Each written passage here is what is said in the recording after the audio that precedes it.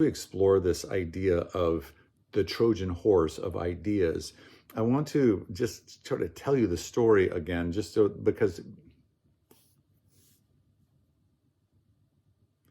the Trojan horse of images, the Trojan horse of impure, defiling, uh, just bad images that we allow into our minds. We do this all the time. And what ends up happening is that we allow things in us that hurt us, and we think that it doesn't hurt us. Now, the story of the Trojan horse is important in this.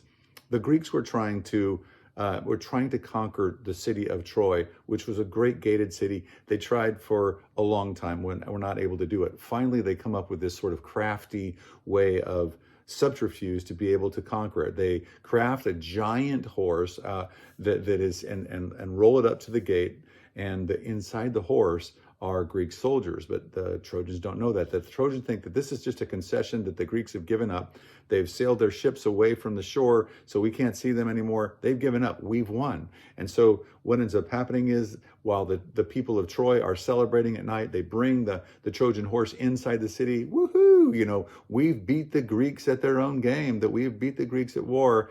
That at night, as they're sleeping, the soldiers come out of the horse and open up the gates of the city. The Greek army runs in, and it's all over. Troy is done.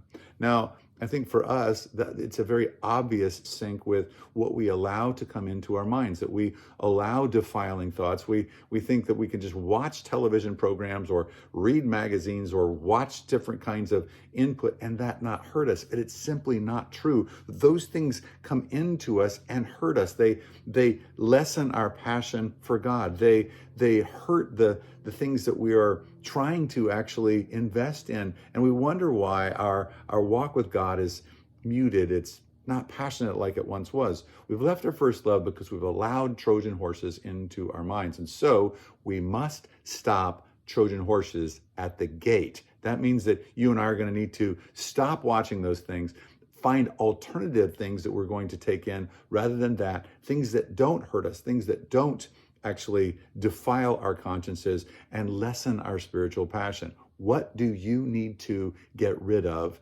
today, and get rid of it decisively?